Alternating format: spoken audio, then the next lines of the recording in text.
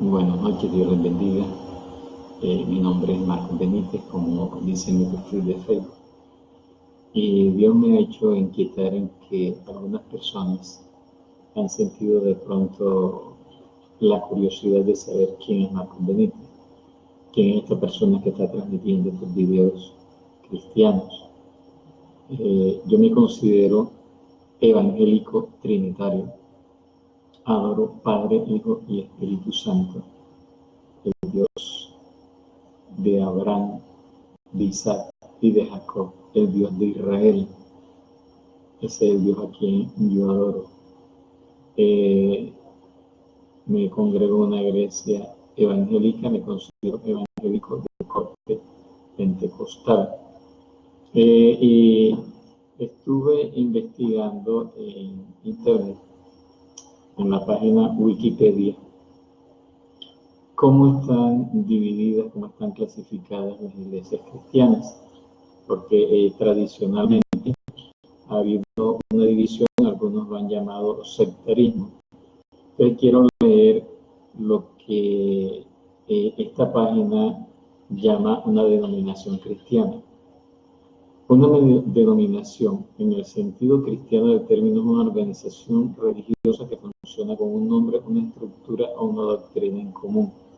El denominacionalismo es a su vez un punto de vista según el cual algunos o todos los grupos cristianos son en algún sentido versiones de la misma cosa, a pesar de sus características distintivas. No todas las denominaciones enseñan esto. La gran mayoría de los cristianos pertenecen a iglesias que, aunque aceptan parcialmente la validez de otros grupos, consideran la multiplicación de vertientes como un problema. El fundamentalismo cristiano puede llegar a considerar la existencia de tantas denominaciones como un indicio de sectarismo. Por otra parte, el cristianismo denominacional se contrasta con el cristianismo no denominacional, que considera inaceptable la diversidad de denominaciones. Las divisiones más básicas del cristianismo contemporáneo ocurren entre la Iglesia Católica, la Iglesia Ortodoxa y las varias denominaciones formadas durante o después de la Reforma Protestante. Las mayores diferencias entre ortodoxia y catolicismo son culturales y jerárquicas. En cuanto a las denominaciones protestantes, están presentes diferencias teológicas muy acentuadas con la ortodoxia y el catolicismo, así como una gran diversificación doctrinaria entre sus vertientes. Las comparaciones entre los distintos grupos denominacionales deben ser hechas con cautela. En algunos grupos, por ejemplo, las congregaciones son parte de una organización eclesiástica monolítica. En cambio, en otros grupos, cada congregación es una organización autónoma independiente. Las comparaciones numéricas también son problemáticas. La mayoría de los grupos cuentan como miembros solamente a los adultos bautizados, aunque algunos contabilizan tanto a los adultos bautizados como a los niños, sean estos bautizados o no. Bien, según Wikipedia existen unas divisiones históricas. Algunas corrientes o grupos del pasado dejaron de existir formalmente con el paso de los años. Es el caso, por ejemplo, de los gnósticos, que sustentaban un modelo dualista de deidad. Los ebionitas, que negaban la divinidad de Cristo. Los apolinarios, que defendían que Jesús tenía cuerpo humano y mente divina.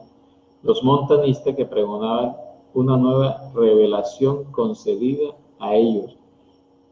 Y los arrianos, que argumentaban que Jesús era un ser creado, por lo tanto no coeterno con Dios Padre.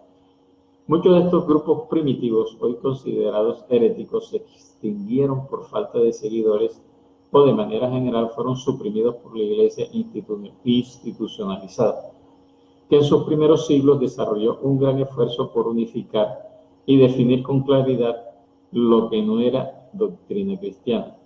No obstante, este esfuerzo, representado especialmente por los primeros concilios ecuménicos, se fueron profundizando algunas diferencias entre las tradiciones oriental y occidental. Ellas se derivaron inicialmente de las diferencias lingüísticas y socioculturales entre el Imperio Romano de Occidente y el Imperio Bizantino.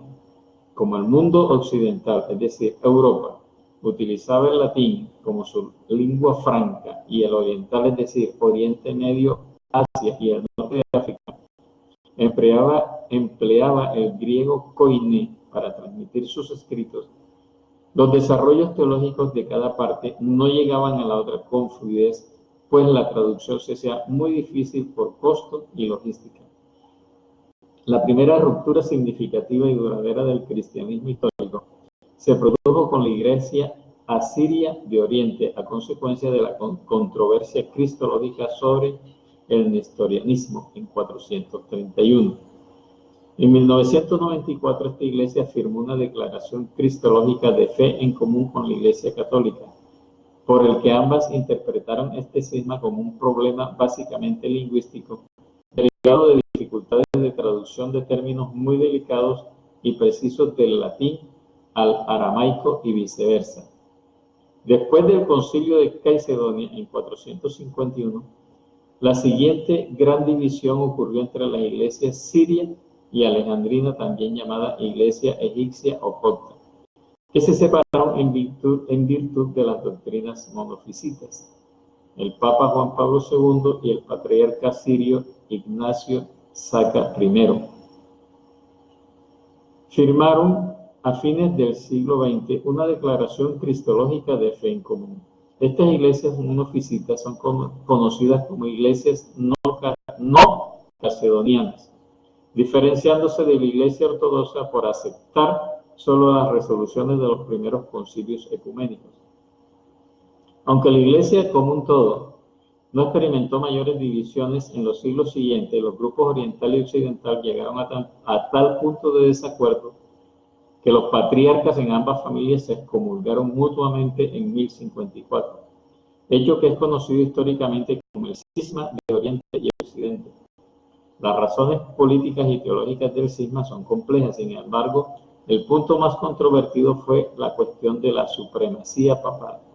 Los cristianos de Occidente insisten en que el patriarca de Roma debía mantener una posición especial de autoridad sobre los patriarcas de las iglesias de otras ciudades, patriarca de Alejandría, patriarca de Antioquía, patriarca de Constantinopla e incluso sobre el patriarca de Jerusalén. En cambio, los cristianos de Oriente sostenían que todos los patriarcas eran de igual autoridad, no teniendo ninguno de ellos supremacía sobre jurisdicciones ajenas a la propia. El cisma se afianzó y por siglos cada iglesia consideró a la otra como causante de la división, y fue solamente bajo el papado de Juan Pablo II que se hicieron las primeras reformas significativas para mejorar las relaciones entre la Iglesia de Roma y las iglesias orientales. Muchos siglos después del Gran Cisma, el cristianismo occidental, que se denominaba a sí mismo católico, experimentó una serie de movimientos reformadores geográficamente aislados que precedieron a la aparición de la Reforma protestante. Por ejemplo, en Italia durante el siglo XII, Pedro Baldo congregó un grupo de seguidores conocidos como los valdenses, y tal movimiento fue posteriormente absorbido por los reformadores protestantes modernos. En Bohemia, una región de mayoría ortodoxa, la ocupación por parte de los estados pontificios, un estado militarmente más poderoso que la posterior Santa Sede, produjo la imposición del catolicismo, pero a principios del siglo XIV, Jan Hus, sus seguidores fueron llamados husitas, inició un movimiento para desafiar las enseñanzas de la Iglesia de Roma, guerras husitas. Posteriormente, el grupo daría origen a los hermanos moravos y renacería con otros nombres, pero ya formando parte de la Reforma protestante. Un movimiento independiente que años después se alinearía también mayoritariamente con la Reforma protestante se comenzó a gestar cuando el rey Enrique VIII de Inglaterra se hizo declarar cabeza de la Iglesia de Inglaterra mediante el Acta de Supremacía de 1534. El anglicanismo paulatinamente fue adoptando algunas doctrinas protestantes hasta declararse inequívocamente católico y reformado, por lo menos en la comunión anglicana. Un cisma de enormes dimensiones se produjo a consecuencias de la publicación de las 95 tesis de Martín Lutero en la Universidad de Wittenberg, el 31 de octubre de 1517. escritas inicialmente como una serie de reclamaciones a fin de estimular la reforma de la Iglesia occidental. No pretendían ni remotamente alcanzar el efecto que lograron. Los textos de Lutero, combinados con las obras del teólogo suizo Ulrico Zwinglio y el teólogo francés Juan Calvino, provocaron la ruptura del cristianismo católico europeo, fundando la que ha llegado a ser probablemente la segunda mayor rama del cristianismo moderno después del catolicismo, el denominado protestantismo.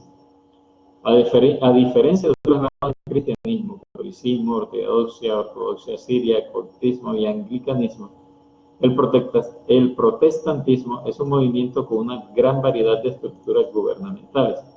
De esta forma, diversos grupos como los presbiterianos, las iglesias reformadas, los luteranos, los metodistas, los congregacionales, los anabaptistas, los bautistas, los adventistas, los pentecostales y hasta cierto punto también los llamados restauracionistas, dependiendo del esquema de clasificación que se utilice, pueden ser agrupados dentro de esta rama del cristianismo. Bueno, según Wikipedia, existen unos modelos de clasificación.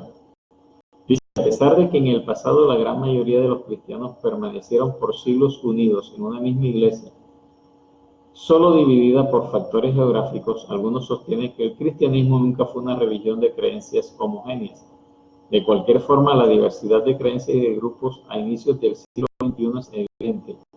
No obstante, compartir casi todos ellos una historia, una tradición en común. El cristianismo es actualmente la mayor religión del mundo, sumando aproximadamente un tercio de su población. Este hecho hace pertinente una clasificación comparativa de sus diversas tradiciones que incorpore tanto las particularidades de cada tradición como sus doctrinas, escuelas teológicas, formas de gobierno eclesiástico, formas de lenguaje y otros aspectos. La primera categorización en la mayoría de los modelos de clasificación incluye las dos familias más antiguas, el cristianismo oriental y el cristianismo occidental.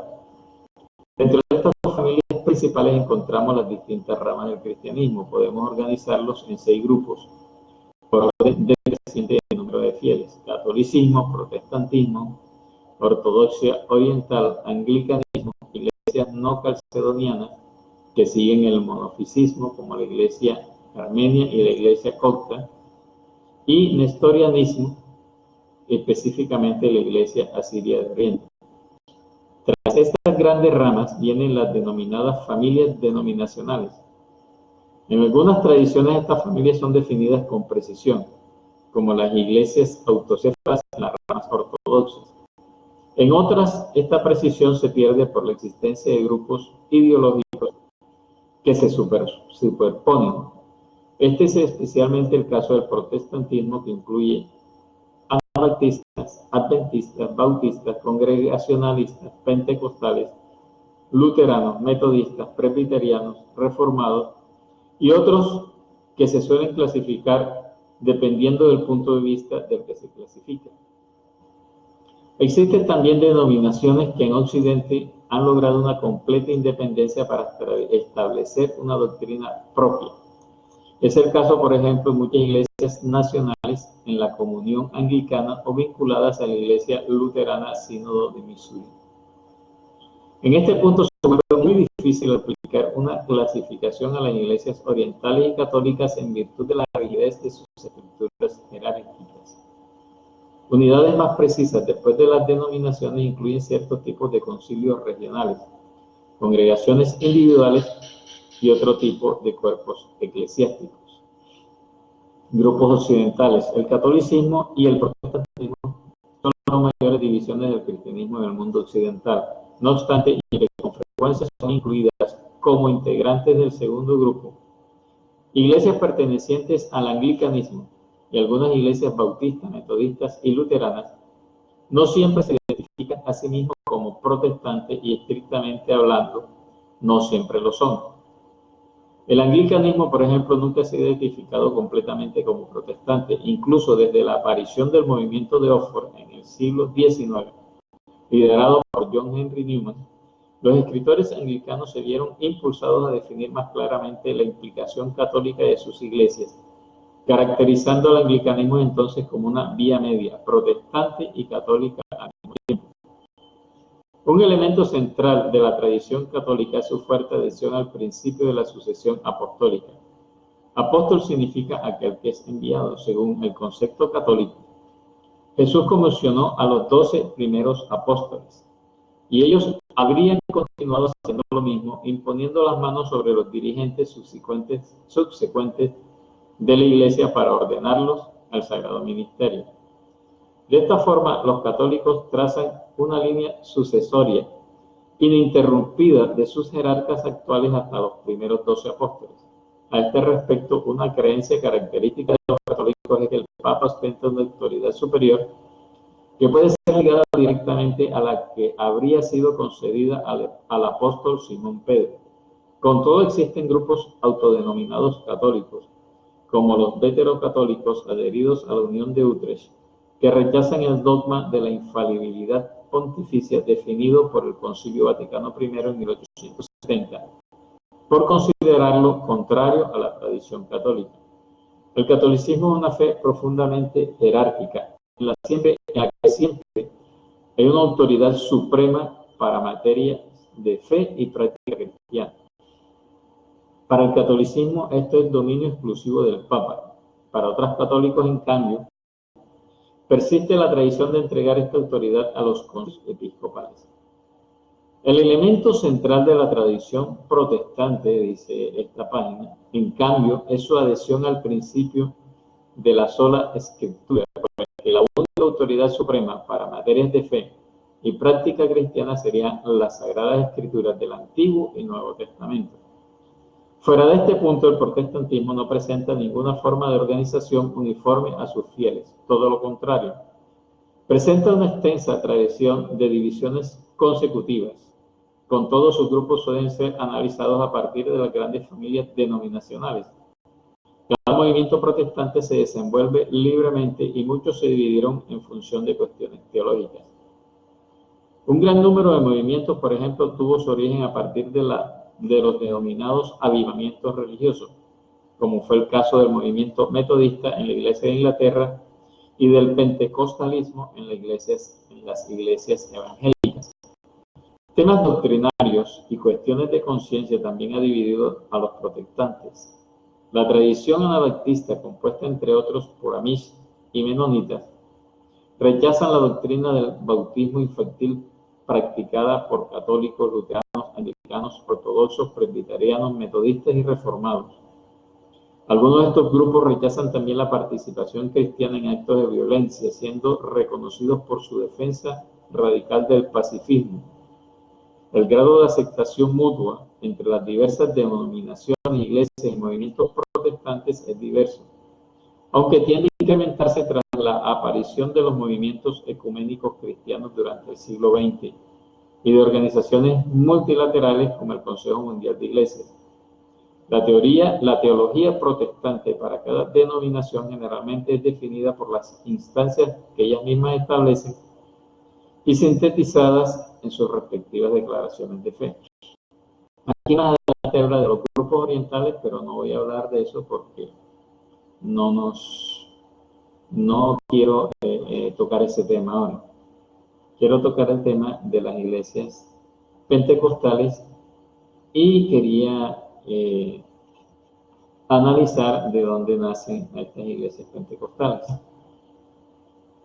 Nos habla de otras denominaciones cristianas que, a pesar de ser ya difícil establecer una definición precisa de lo que es la corriente principal del cristianismo, hay algunos grupos que evolucionaron incluso más allá de aquello que popularmente es definido como una organización cristiana, compartiendo no obstante alguna conexión histórica con una comunidad más amplia de cristianos. Considerando esta diversidad, se hace casi imposible definir lo que es el cristianismo sin incurrir en alguno de estos extremos. Rechazar todas las definiciones o adoptar una definición autoritaria y así rechazar cualquier otra.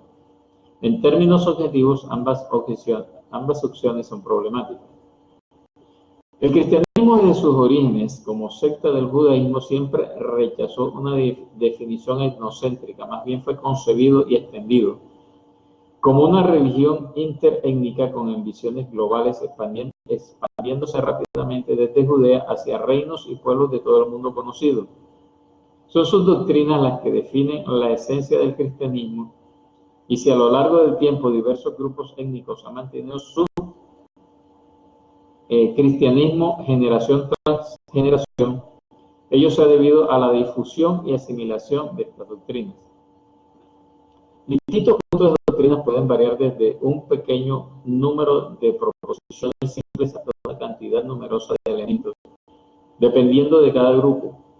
Algunos grupos mantienen sus doctrinas relativamente estáticas, otros en cambio han cambiado dramáticamente sus definiciones con el correr del tiempo.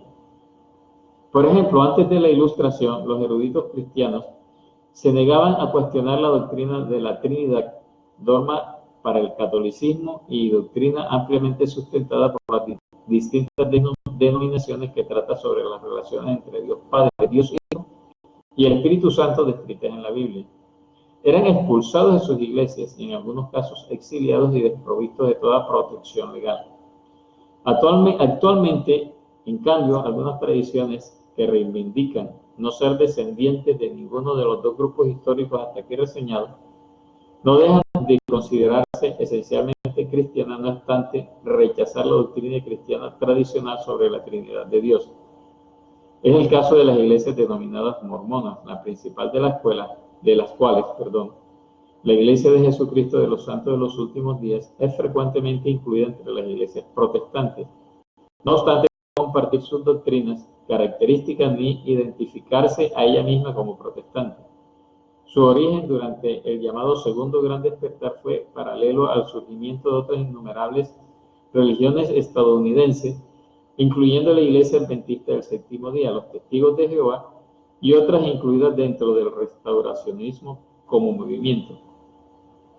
Sin embargo, los mormones y adventistas del Séptimo Día sí tienen a la Trinidad dentro de sus creencias fundamentales, a diferencia de los Testigos de Jehová.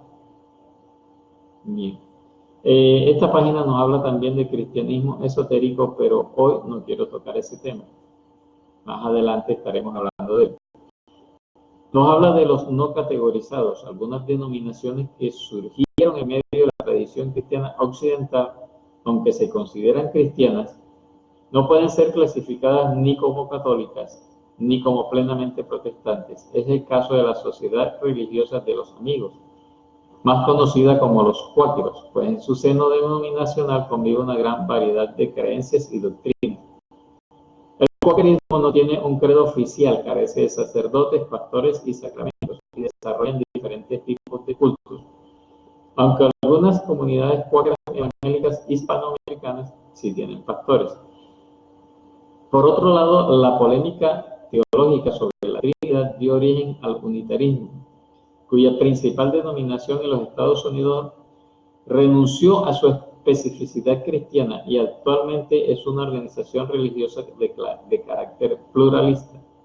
A pesar de su virtual abstención ante cualquier tipo de doctrina religiosa formal, persisten denominaciones de esa tradición, especialmente en Europa, que se identifican a sí mismos como cristianas o incluso como protestantes.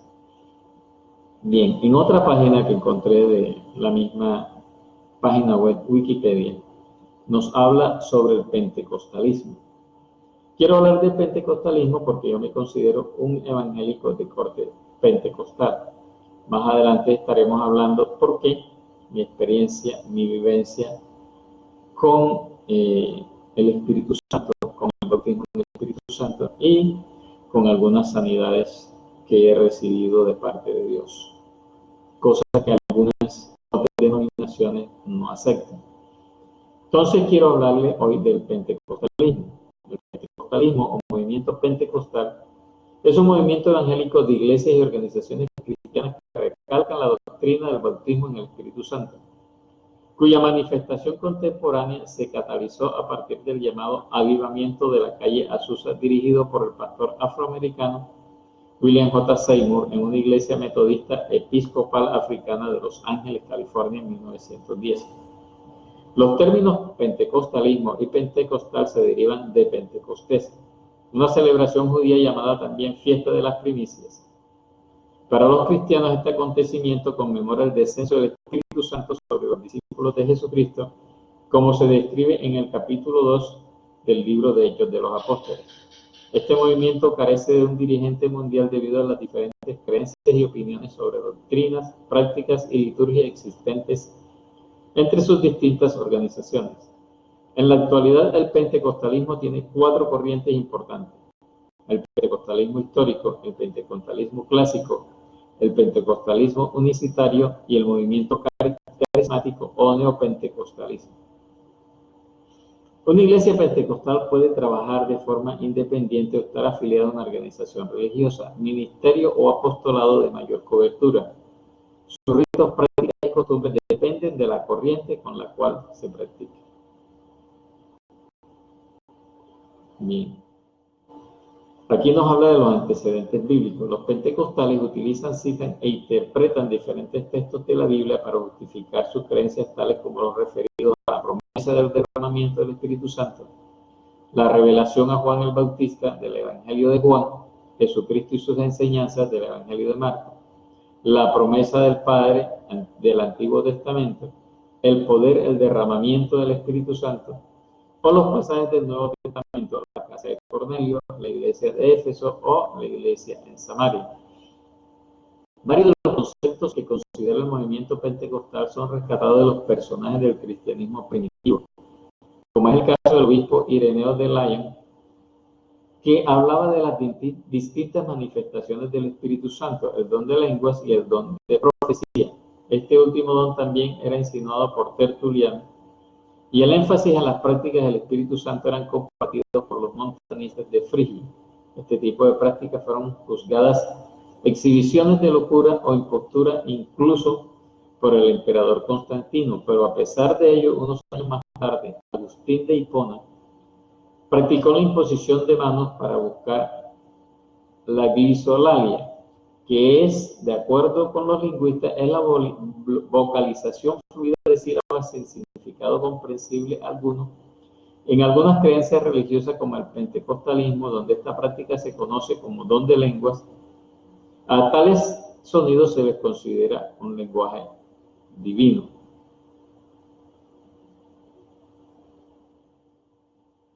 Este tipo de práctica disminuyó considerablemente durante la Edad Media, época del apogeo del catolicismo en Occidente.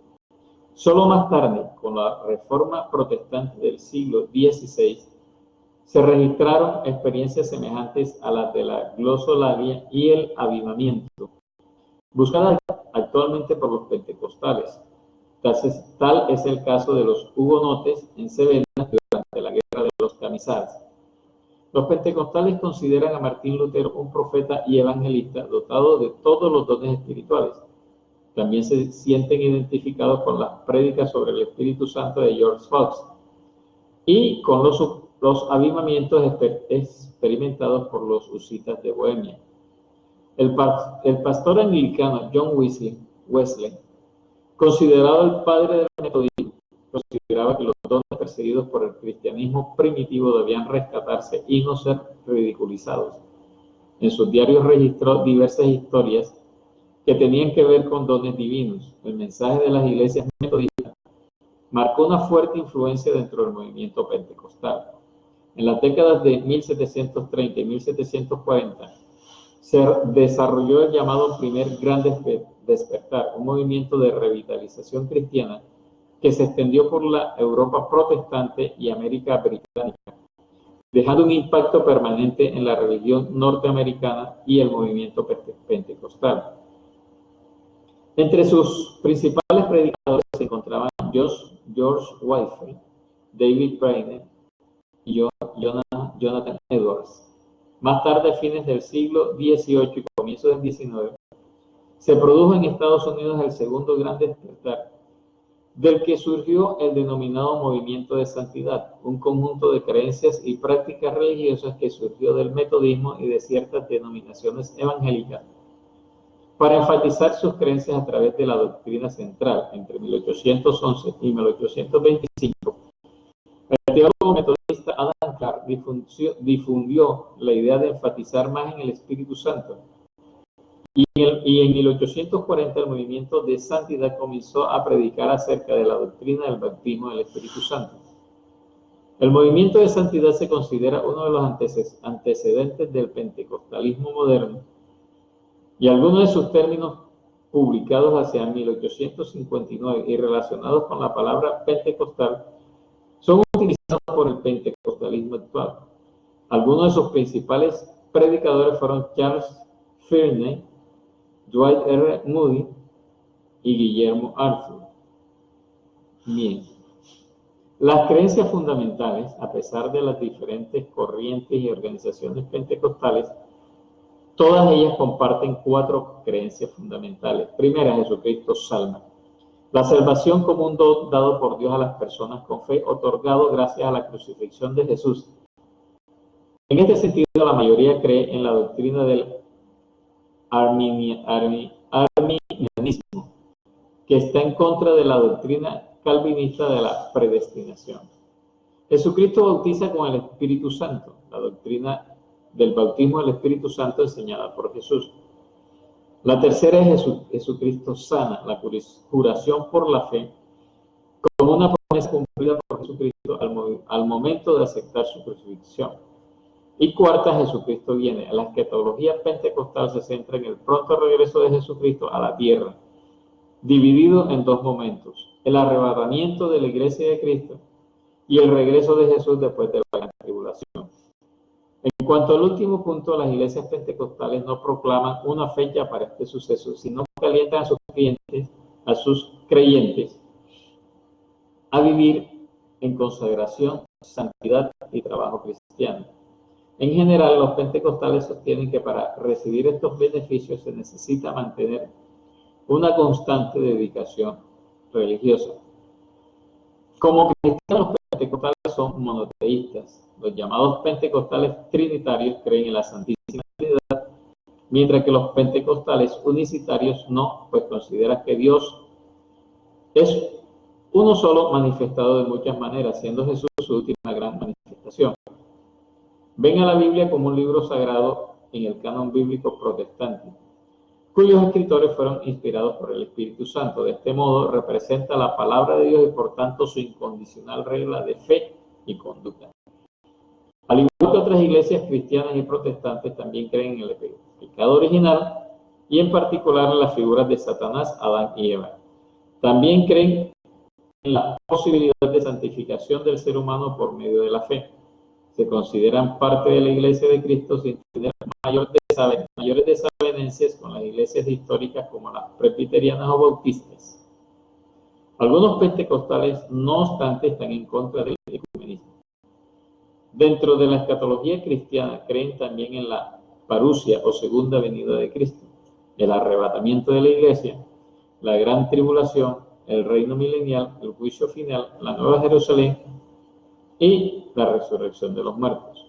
Los pentecostales creen que Dios se puede manifestar de diversas maneras sobrenaturales, tales como señales o la realización de prodigios, milagros o dones de sabiduría, de conocimiento, de capacidad de sanar personas y realizar otros milagros a través de la fe, de recibir profecías, de discernir espíritus entre ángeles o demonios y de hablar e interpretar otros idiomas.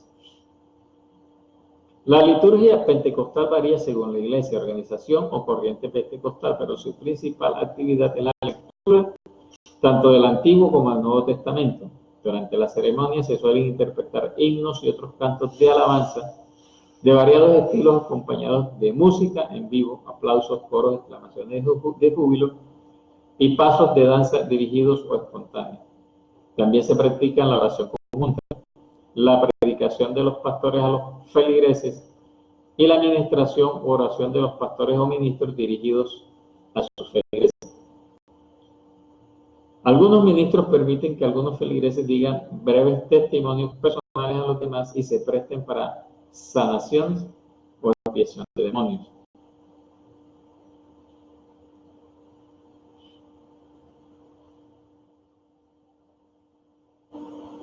Los pentecostales practican diversas actividades consideradas por ellos como sacramentos y que buscan emular momentos adjudicados por la Biblia a Jesús de Nazaret.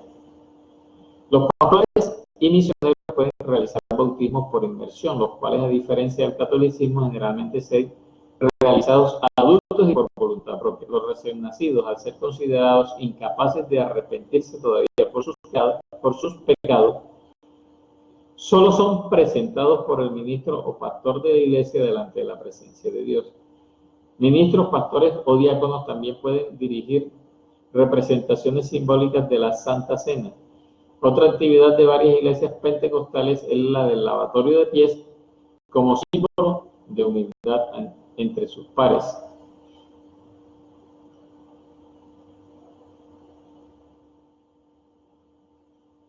Las iglesias pentecostales poseen una organización característica conformada por diversos cargos o ministerios cuya cantidad y funciones difieren según la iglesia. También difieren según el rol de la mujer, pues mientras en algunas iglesias pueden ejercer como líderes, en otras esto les está vedado.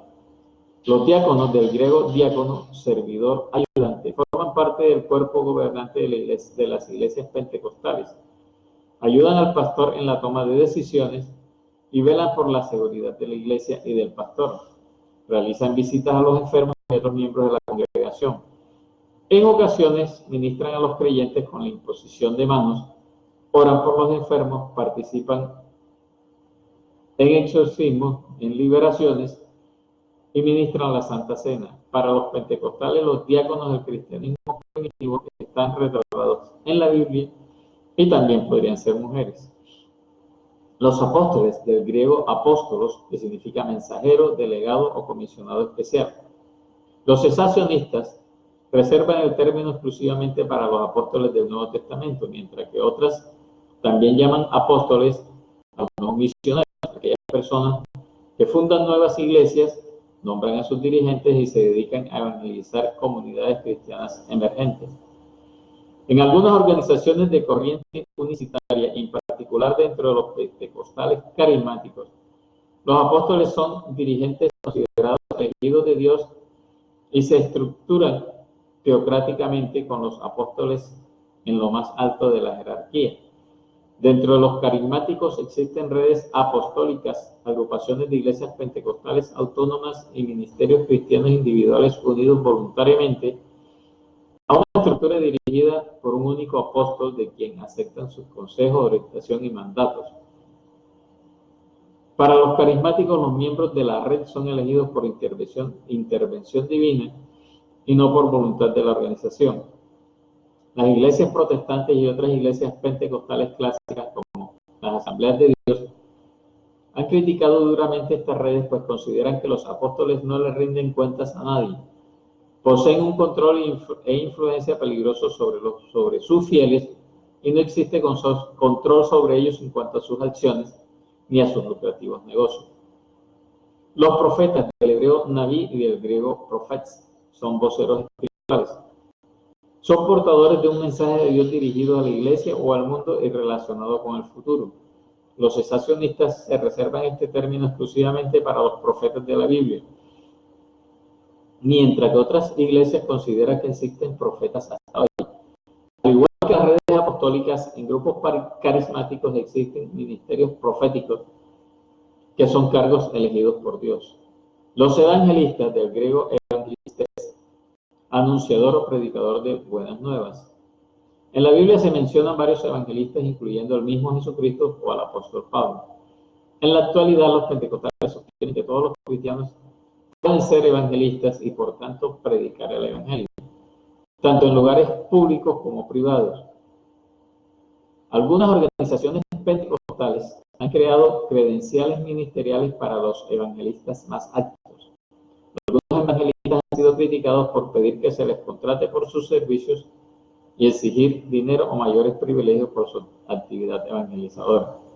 Los pastores, del griego poimenás, pastor de ovejas, hekeomai, líder, episcopo, anciano, presbítero u obispo, también conocido como ministro en muchas iglesias, es el ministerio más numeroso entre los pentecostales y cumple un rol de liderazgo, de cuidar a los creyentes y de atraer a nuevos fieles a la iglesia. Su conducta se supone debe ser intachable de acuerdo con los lineamientos de la iglesia. En algunas iglesias el pastor es la máxima autoridad y quien tiene la última palabra en todas las decisiones. En las iglesias con gobierno presbiteriano, los pastores pueden recibir comentarios del cuerpo de ancianos. Normalmente son personas con estudios bíblicos dictados por organizaciones religiosas que a veces poseen calificaciones ministeriales. Los pastores suelen hacer bautizos, predicaciones y visitas a los feligreses y enfermos. Los maestros en algunas iglesias es un ministerio equivalente al del pastor, pero en otras cumplen un rol específico de instrucción bíblica a otros creyentes. Pero aquí más adelante nos habla de las ramas del pentecostalismo, pero ya tocamos ese tema y quiero dejarlo hasta ahí en cuanto a esta investigación sobre lo que es la iglesia pentecostal.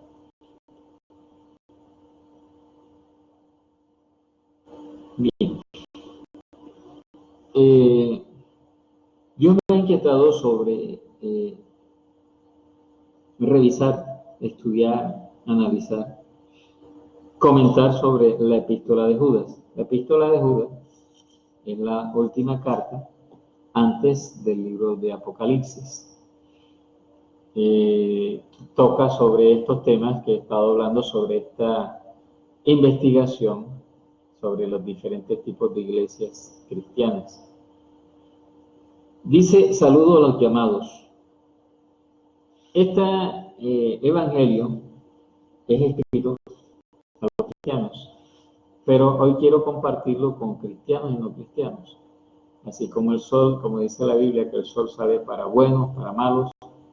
Lo mismo la lluvia, llueve en todas partes, no llueve solamente para algunos tipos de personas, para otro tipo de personas. Hoy quiero compartir la epístola de Judas con todas las personas que quieran tener oídos para escuchar esto. Dice: Judas, siervo de Jesucristo y hermano de Jacobo. O sea, no estamos hablando de Judas Iscariote que traicionó a Jesús. Estamos hablando de el apóstol Judas, hermano de Jacobo.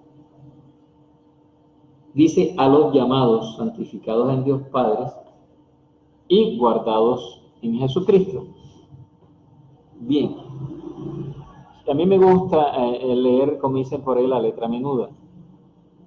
Primero tenemos que Judas, un apóstol, no fue quien traicionó a Jesús. Hace la claridad: siervo de Jesucristo y hermano de Jacobo. ¿A quién le envía esta carta?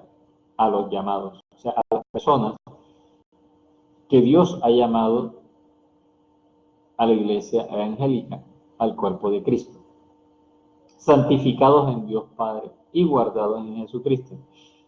A las personas que Dios ha santificado, dice que la palabra de Dios nos santifica.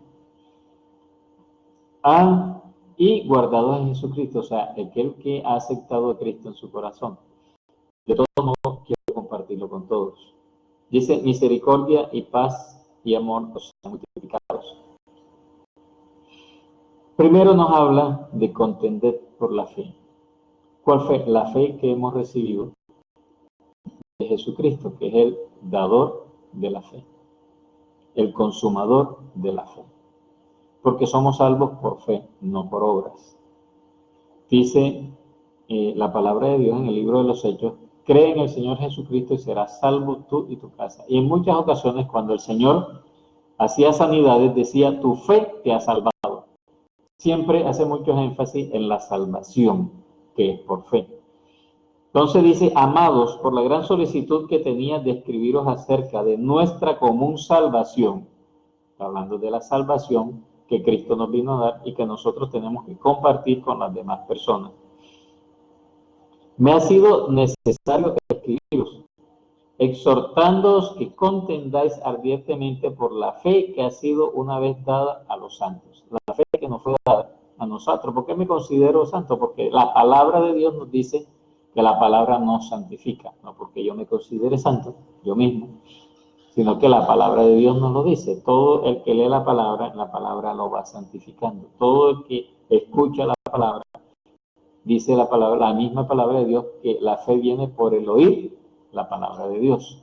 Entonces, esta palabra que estoy leyendo, cuando la leemos, cuando la escuchamos, nos va santificando y nos va aumentando la fe. Dice, me ha sido necesario que contendáis ardientemente por la fe que ha sido una vez dada a los santos, porque algunos hombres han entrado encubiertamente, los que desde antes habían sido destinados para esta condenación, hombres impíos que convierten en libertinaje la gracia de Dios y niegan a Dios, el único soberano, y a nuestro Señor Jesucristo. Entonces, si nosotros no estamos fundamentados en la fe de nuestro Señor Jesucristo, ¿qué clase de fe estamos proclamando? ¿Qué estamos haciendo en el Evangelio? ¿Qué estamos haciendo en la iglesia evangélica, en la iglesia cristiana? Dice, algunos hombres han entrado encubiertamente. Nos habla de que hay personas, he leído algunos testimonios, he visto algunos testimonios, ahí aparecen en YouTube, pueden buscarlos, que personas que no son cristianas, que personas que son contrarias al Evangelio se infiltran dentro de la iglesia cristiana, estudian la palabra de Dios, estudian para pastores, estudian para músicos, y cuando ya están en el ministerio, empiezan a tergiversar la palabra de Dios, la palabra que está escrita aquí en la Biblia, en la palabra que fue inspirada por el Espíritu Santo de Dios, empiezan a trastornar, a tergiversar el verdadero sentido de la palabra de Dios. Y ahí es de donde nacen tantas sectas y tantas cosas de lo que estuve leyendo anteriormente. Dice que habían sido destinados para esta condenación. O sea, ya son hombres, lastimosamente, que son destinados a la condenación eterna. Porque dice la palabra de Dios, la misma palabra de Dios, que si a un ángel del cielo predica un evangelio diferente al que está escrito aquí, sea anatema. Y la palabra anatema significa maldición. Entonces, no podemos tergiversar, variar, ni dejarnos engañar de personas que quieran tergiversar lo que está escrito en este libro, que es la palabra de Dios, inspirada por el Espíritu Santo. Dice, convierten en libertinaje la gracia de nuestro Dios. O sea, dicen que somos salvos por la gracia de Dios y que esa salvación no se pierde. Pero en una parte de la Biblia nos dice, ¿cómo descuidaremos una salvación tan grande? O sea que sí se puede perder, que tenemos que cuidarla. Dicen que podemos hacer lo que queramos, prácticamente violar la ley de Dios, violar los mandamientos, y tranquilo que no pasa nada. O sea, convierten en libertinaje la gracia que Dios nos ha dado. Niegan a Dios, el único soberano. Ahora estoy investigando en internet algunas sectas que se dicen cristianas, que dicen que Dios no existe, otras dicen que Dios no es el Padre, otras dicen que el Espíritu Santo es una fuerza activa. Una fuerza activa es, por ejemplo, la electricidad, que usted hunde un botón y empieza a funcionar, pero la palabra de Dios nos dice que el Espíritu Santo se constricta, se entristece, que el Espíritu Santo nos cela, que somos marcados con las arras del Espíritu Santo. O sea, esas son cualidades de una persona, una fuerza activa. Una fuerza activa no se entristece, no piensa, no le duele lo que puedas hacer, en fin. Una fuerza activa no tiene cualidades de una persona. Y a nuestro Señor Jesucristo. Hay algunas sectas que dicen que Jesucristo no es el Hijo de Dios, que simplemente es un profeta más, o niegan la divinidad de Cristo, de Jesús. Entonces, estos son hombres que deliberadamente se infiltran dentro de la iglesia cristiana para tergiversar las enseñanzas de la palabra de Dios. Y nos dice el apóstol Judas aquí que debemos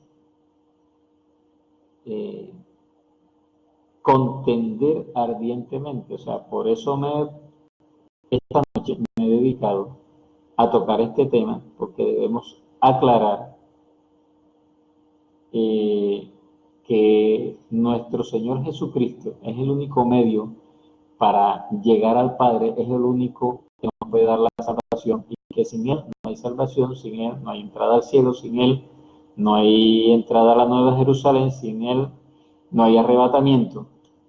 En fin, no podemos dejarnos llevar, dejarnos inculcar, dejarnos engañar de estas doctrinas erróneas. Dice, más quiero recordaros, ya que una vez lo habéis sabido, que el Señor, habiendo salvado al pueblo, sacándolo de Egipto, después destruyó a los que no creyeron. Si nosotros aceptamos a nuestro Señor Jesucristo y Dios nos regala esa salvación tan preciosa, si después empezamos a negar la palabra de Dios como está escrita y empezamos a tergiversar la palabra de Dios, dice que no, que esa salvación se va a perder. Así aquí hace una comparación de que lo que le pasó al pueblo de Egipto, después que fueron salvados, sacados de al pueblo de Israel, después que fueron sacados del pueblo de Egipto, de la esclavitud.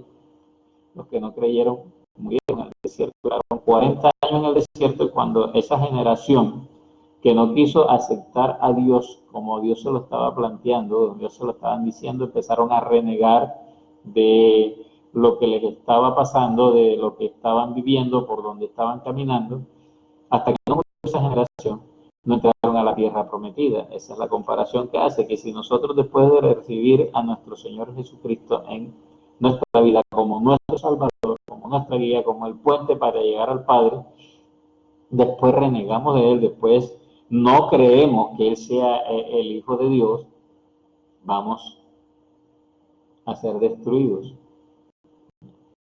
Dice, y a los ángeles que no guardaron su dignidad, sino que abandonaron su propia morada, los ha guardado bajo oscuridad en prisiones eternas para el juicio del gran día. La palabra de Dios nos habla de que unos ángeles se enamoraron de las hijas de los hombres y salieron de donde estaban y de donde no debieron haber salido, y hicieron cosas que no debieron haber hecho, y Dios los encarceló. Y ellos están encarcelados esperando el día del juicio. Dice, como Sodoma y Gomorra y las ciudades vecinas, las cuales de la misma manera que aquellos, habiendo fornicado e ido en pos de vicios contra naturaleza, fueran puestos por ejemplo, sufriendo el castigo del fuego eterno. Hemos visto por ahí en los noticieros, en internet, en muchas partes, que nos llegan noticias de otros países, y de aquí mismo, de Colombia. Yo vivo en un municipio de Colombia que se llama Maganguí. De aquí mismo de Colombia, donde hay iglesias que hacen cosas desagradables a Dios, donde hay pastores que están fuera de la palabra de Dios. Entonces, esas iglesias no van a recibir la salvación, o sea, están fuera de foco, están fuera totalmente de lo que es la palabra de Dios. Hacen cosas en contra de lo que es la naturaleza del ser humano, lo que Dios estableció como principio moral y ético.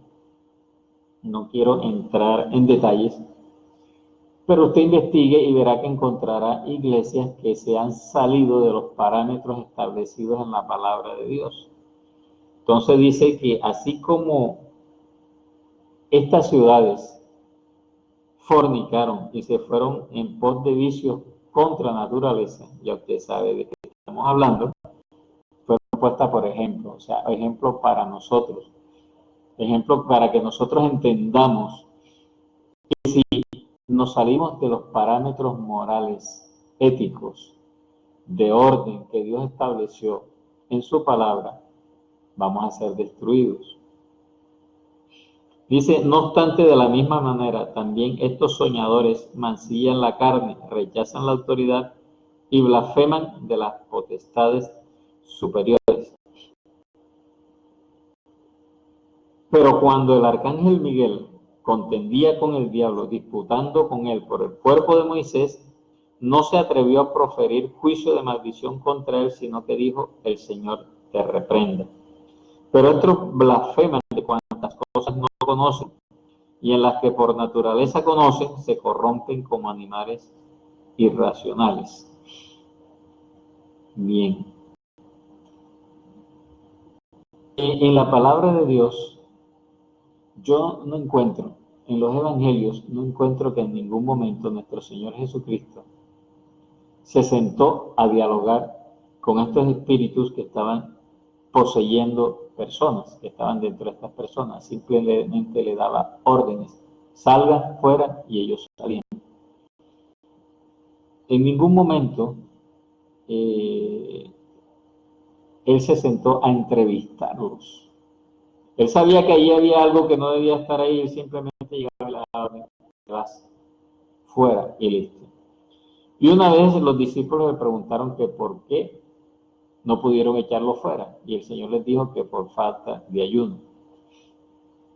Ese es un tema que estaremos tratando en otro momento, si Dios lo permite, si es la voluntad de Dios. Por lo pronto, ¿qué nos da a entender aquí? Que no debemos creernos que tenemos una autoridad superior a las potestades. Cualquier autoridad que tengamos delegada nos viene de parte de Cristo, y como dice el mismo Cristo: separados de mí, nada podéis hacer. Es la autoridad de Cristo, es la sangre de Cristo, es la crucifixión de Cristo la que hace que nosotros podamos, dando una orden, hacer lo mismo que hizo nuestro Señor Jesucristo. Y dice la palabra de Dios que cosas más grandes haríamos que las que Él hizo, y eso debe cumplirse, porque eso está escrito. Y lo que está escrito en la palabra se cumple al pie de la letra. Entonces, estas personas tergiversan la manera como debe ministrarse una persona que está poseída, que debe ministrarse una persona que está enferma. La palabra de Dios habla de lunáticos, endemoniados, enfermos. Dice que Jesús los sanaba a todos.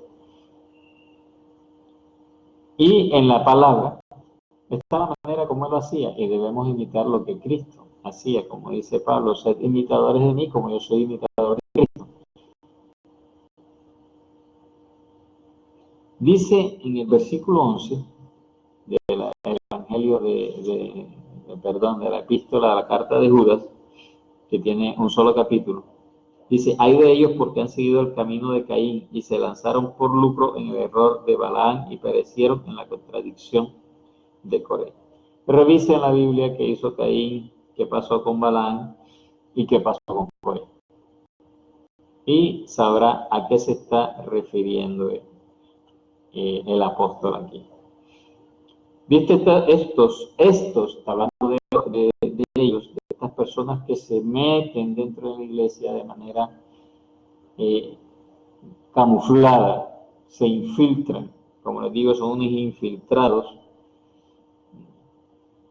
Hablando de ellos: son manchas en vuestros ágapes, que comiendo impúdicamente con vosotros se apacientan a sí mismos, nubes sin agua, llevadas de acá para allá por los vientos, árboles otoñales sin fruto, 2 veces muertos y desarraigados. Dice la palabra de Dios que por sus frutos los conoceréis, no por sus dones. Porque dice la palabra de Dios que en determinado momento el Señor los confrontará, y ellos le dirán: en tu nombre echamos fuera demonios, en tu nombre hicimos sanidades, en tu nombre hicimos esto, hicimos aquello, y el Señor les dirá: no los conozco, hacedores de maldad. Entonces dice la palabra que por los frutos los vamos a identificar, no por los dones, porque alguno de ellos puede que Dios le permita, por su palabra, por la autoridad de su palabra, por la autoridad del nombre de Jesús, hacer estos prodigios, pero los frutos que Él muestra es lo que nos va a identificar qué clase de personas son.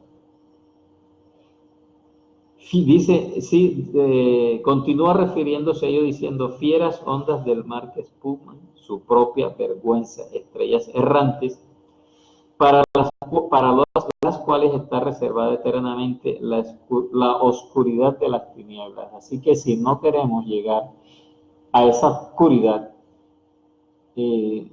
no debemos prestarle oído a las insinuaciones de ellos. De esto también profetizó Enoc, séptimo desde Adán, diciendo: He aquí vino el Señor con sus santas decenas de millares para hacer juicio contra todos y dejar convictos a todos los impíos de todas sus obras impías que han hecho impíamente y de todas las cosas duras que los pecadores impíos han hablado contra él.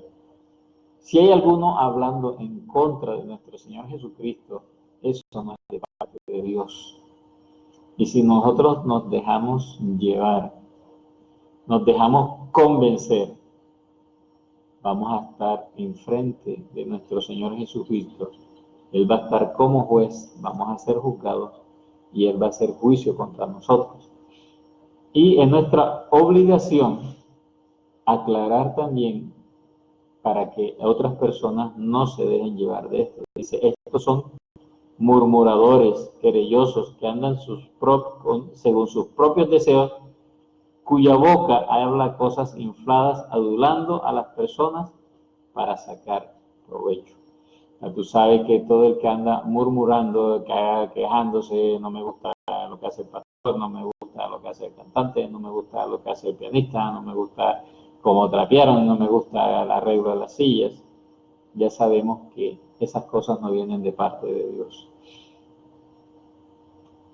Pero vosotros, amados, tened memoria de las palabras que antes fueron dichas por los apóstoles de nuestro Señor Jesucristo, los que decían: en el postrer tiempo habrá burladores que andarán según sus malvados deseos. Y el postrer tiempo es ahora.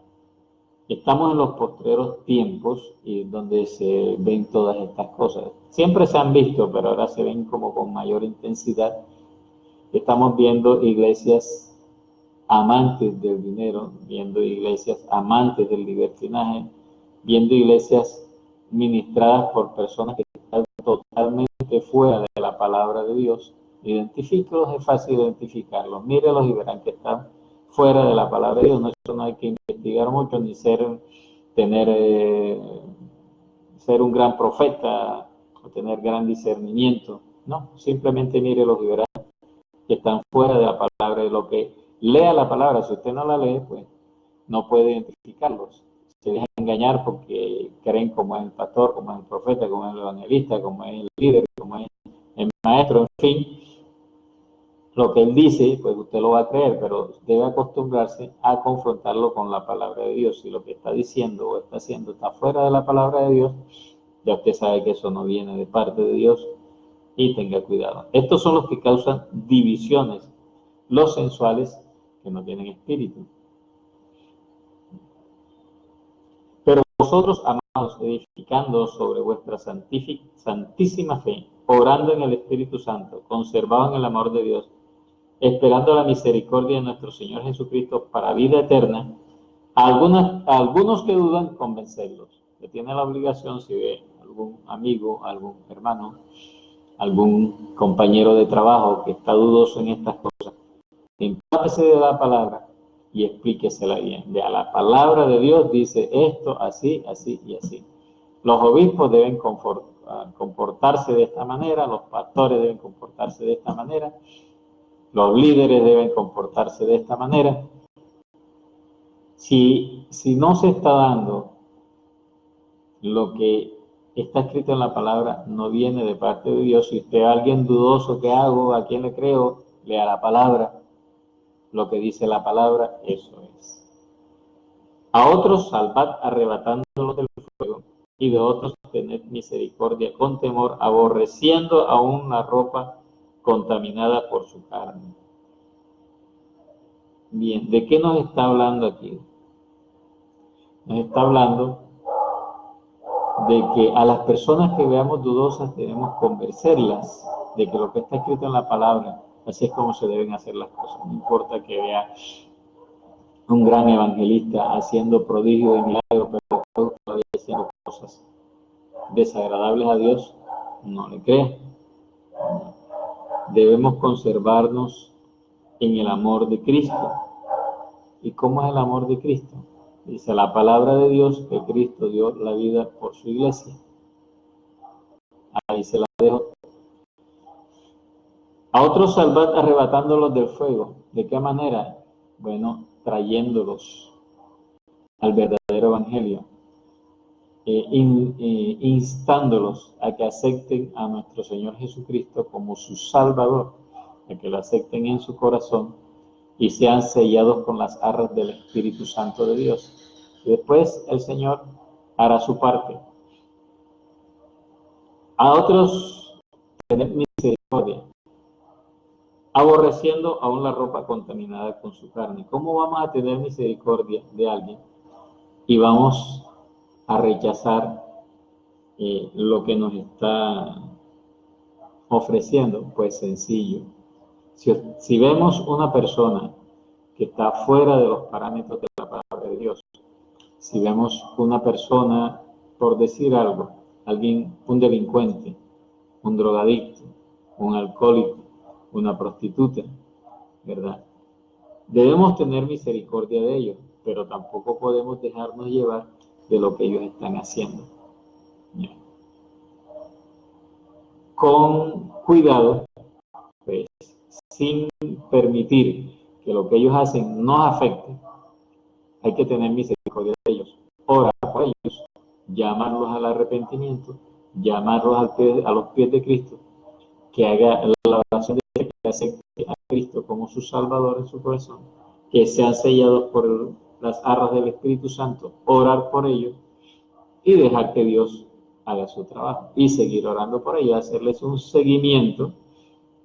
No es que, como he visto muchas veces, que hay personas que se hacen una campaña, hay personas que se convierten y nunca le prestan atención y después las vemos otra vez por ahí en las mismas. Lo vemos otra vez en los mismos vicios, en su misma vida que llevaban antes. Entonces, ¿para qué se hizo la campaña? La idea es que la persona se salve y continúe en ese camino de la perfección hacia Cristo, en ese camino de la salvación.